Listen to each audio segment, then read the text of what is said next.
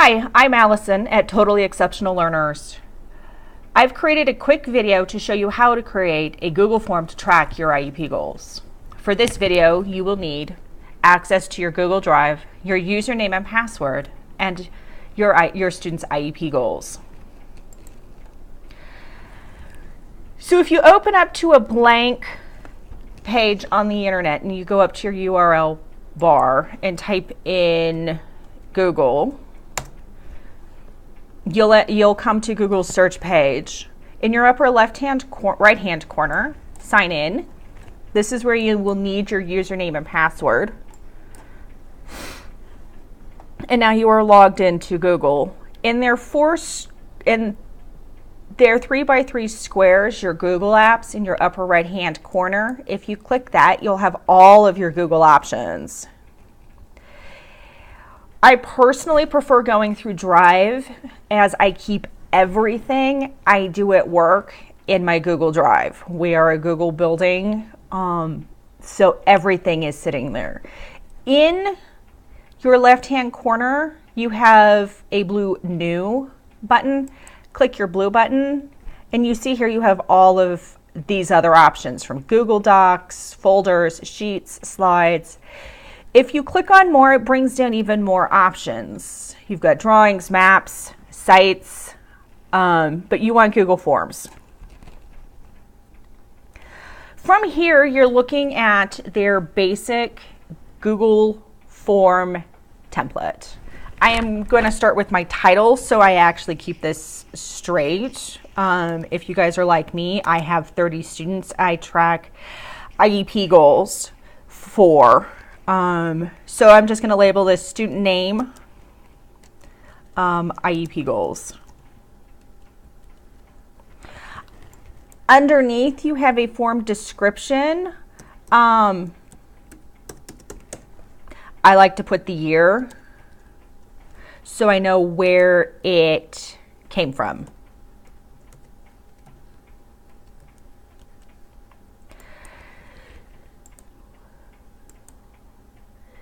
So here you can decide to put all of your questions. If you're grouping kids by class, you can create this to be all of the kids you see in math class, all of the kids in which that just have reading goals. So you're only looking at one Google form.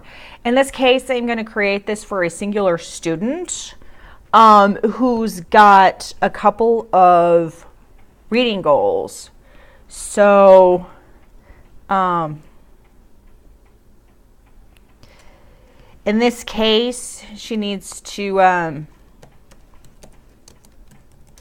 so the student will increase her nonsense word fluency from 0 to 72 CVC words. And actually you can put in as much specificity as you need or be as general as you need to as it's strictly that data tracking form. So in this case, the student needs to increase her nonsense word fluency sounds from 0 to 72. Excuse me. So once I have the constructs of my goal put together, I can figure out how I really want to track it. So if you look on your right-hand corner, you have a radio button and multiple choice. If you click the down arrow, you have all of these other choices. So for this particular goal, you need to figure out what makes the most sense.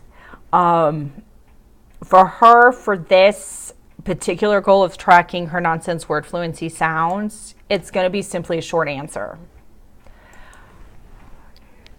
So if I'm going to add one other goal for her, and it's a math goal. It's going to be solving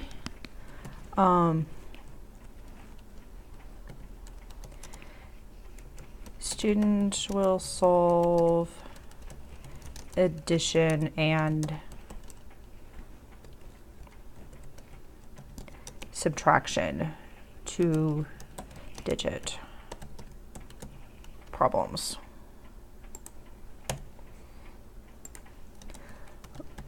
With 90%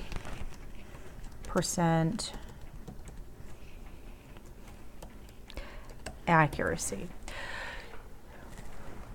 So here it's changed to a math goal, and I am tracking her accuracy across 2-digit problems as she solves addition and subtraction problems.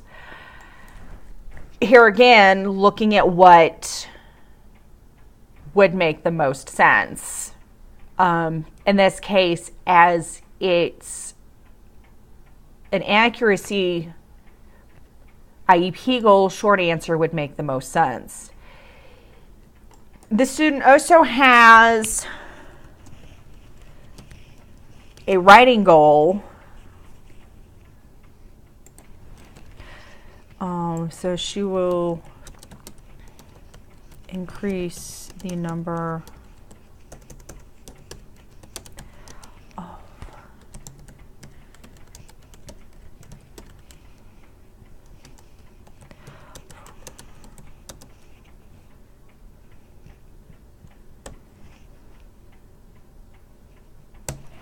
So here the student has to increase the number of complete sentences in a written,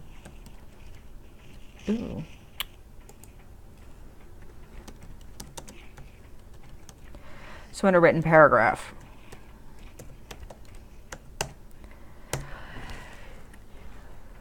Because I'm looking for a specific number to increase by, I am going to go with the multiple choice. So where it says option 1, I'm just going to put in here as my first one, less than 3. And you just keep clicking down.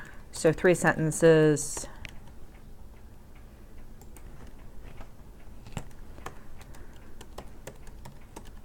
Because I'm looking for that increase over time. Where did we? Sometimes you have to be smarter than Google. 4 sentences.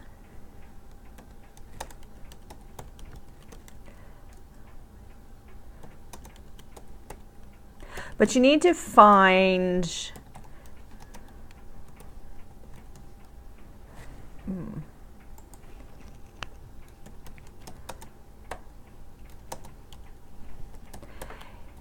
that data tracking piece that makes the most sense. So once you have as many of those IEP goals you want, if you click up on top where the template is, it will automatically change the name of the file for you, so you don't have to worry about that.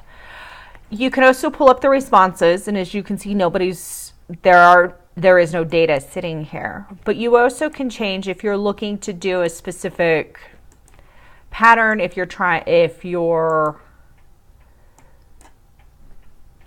to group your kids so they all have the same thing, the same color scheme. You can take the student's photo and have it there. You can do all of that. Once you have your form completed,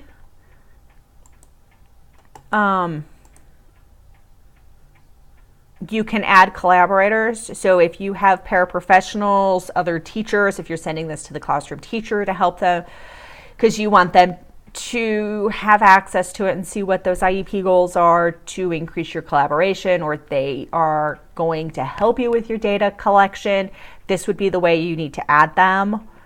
You can also make copies from here if you have a group of kiddos that have got the same set of IEP goals and very little needs to be changed. You can make a copy of it. But once you are finished, or at least you're happy with your working draft, you need to send it to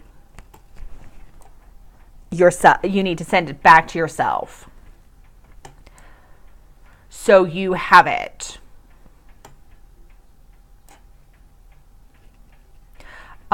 It will always ask you to confirm, especially if they are outside, to maintain that, because you don't want to be sharing pieces of information with them. So once you have it,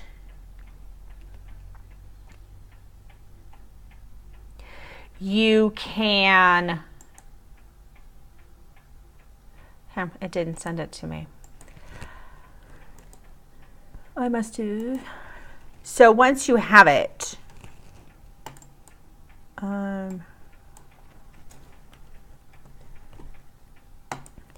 you can then it's an active form and you can use it.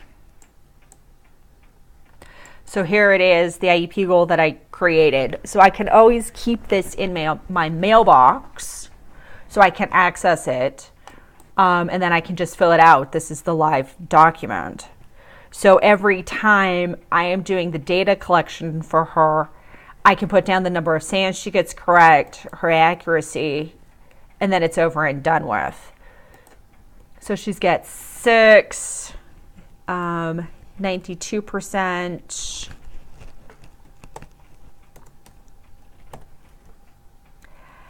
And say she went from, she's got 54 goals.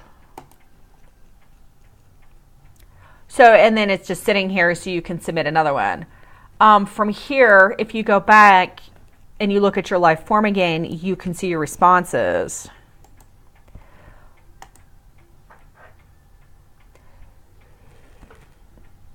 And it will collect the data over time. You can create spreadsheets with it.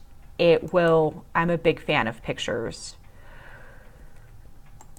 I think pictures are the best way to convey anything, progress or no progress, to parents. One that I use on a regular basis for teachers as well as myself, I need to go back to Drive. When you share documents, you end up with things in a variety of places. So for my reading groups,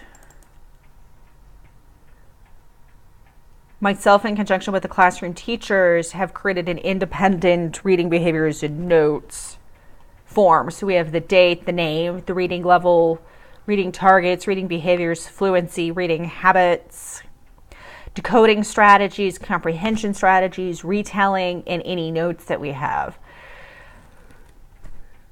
And we decided those were the important things as a K-3 special education teacher, were really important to note that we were seeing kids apply it across situations, that it was not just bound to them being with me. So this would be a good option if you're looking at creating a class-wide generic one. You can see that I have the data over time for the entire group. I can even pull up the individual data and look at what a specific student was caught doing, what teachers saw. So the finger pointing, looking at pictures, reading with confidence, he was fluent. And then I can go back and see what the text was, what was he reading, what wasn't he doing, in planning the next steps in his instruction.